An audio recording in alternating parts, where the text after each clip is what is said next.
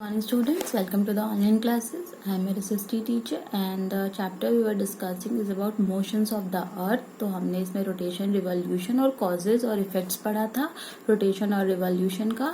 आज का जो हमारा टॉपिक था वो मैंने आपको बोला था कि इक्विनॉक्स होगा। देखिए अब इक्विनॉक्स क्या है, तो there are two types of equinox, that is spring equinox and autumn equinox.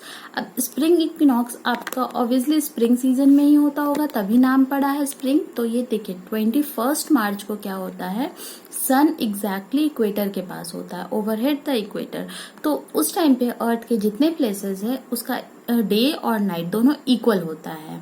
लेकिन गर्मी में क्या होता है, दिन लंबा होता है, रात छोटा होता है। सेम अपोजिट होता है विंटर्स में कि जब भी दिन बहुत छोटा हो जाता है, रात बहुत बड़ा हो जाता है। लेकिन इक्विनॉक्स ऐसा पोजीशन है अर्थ का जिसपे आपका दिन और रात एकदम बराबर होता है, यानी 12 घंटा का दिन और 12 घंटा का रात। तो इस पोजीशन को जब अर्थ ये सन एकदम इक्वेटर पे होता है 21 मार्च को, डेट याद रखेंगे, तो उस पोजीशन को हम स्प्रिंग इक्विनॉक्स कहते हैं और इसका अनदर नेम है वर्नल इक्विनॉक्स। अब देखिए धीरे धीरे क्या होता है, फिर अर्थ नॉर्दर्न हेमिस्फीयर की तरफ इस तरह से टिल्ट होते जाता है। तो क्या होता है कि सन का हीट और लाइट नॉर्दर्न हेमिस्फीयर पे पड़ता है, तो उसके बाद गर्मी आ जाती है। तो स्प्रिंग के जस्ट बाद हमारे यहाँ पे गर्मी होती है नॉर्दर्न हेमिस्फीयर में, ठीक है। उसी का सेम उल्टा ऑटम में होता है। तो ऑटम इक्विनॉक्स आपका 23 सितंबर को होता है, सेम पोजीशन जब अर्थ सन एकदम इक्वेटर के ऊपर होता है और इस टाइम पे 12 घंटा का दिन, एकदम इक्वल लेंथ का डे और नाइट होता है। इस ऑटम इक्विनॉक्स को हम लोग फॉल इक्विनॉक्स भी कहते हैं। और फिर धीरे धीरे क्या होता है, ये नॉर्दर्न हेमिस्फीयर से दूर जाता है, यानी साउदर्न हेमिस्फीयर की तरफ टिल्ट होता है। तो हमारे यहाँ सितंबर के बाद देखते हैं आप कि विंटर्स आने लगता है। क्लियर।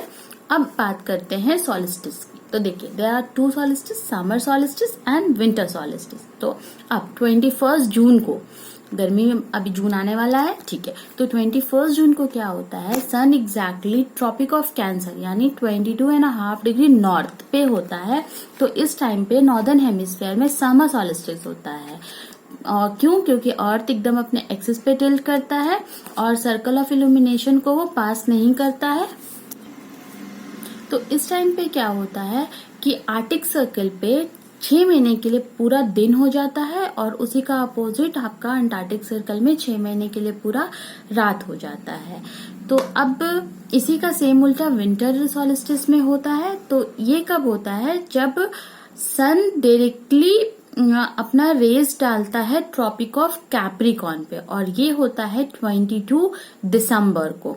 तो अब देखिए सॉदर्न हेमिस्फीयर में क्या होगा, 22 दिसंबर को सन डायरेक्टली अपना रेज ट्रॉपिक ऑफ कैप्रिकॉर्न पे डाल रहा है।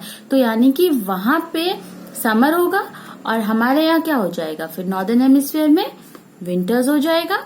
तो यही रीजन है कि हम लोग क्रिसमस दिसंबर में यानी विंटर्स में मनाते हैं। लेकिन ऑस्ट्रेलिया एक एग्जाम्पल समझते हैं, ये आपका सॉदर्न हेमिस्फीयर में आता है ऑस्ट्रेलिया, तो ये ऑस्ट्रेलिया आपका समर में मनाता है, क्योंकि जब हम नॉर्दर्न हेमिस्फीयर में गर्मी होती है तो वहां पे ठंड होता है, और जब उधर ठंड होती है तो हमारे यहाँ पे गर्मी होता है।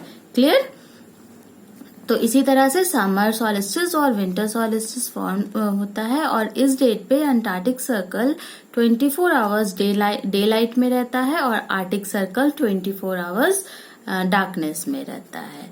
अब जो नेक्स्ट टॉपिक है वो है आपका varying length of day and night. अब ये भी एक रीजन है कि दिन और रात का जो लेंथ है वो वैरी क्यों करता है।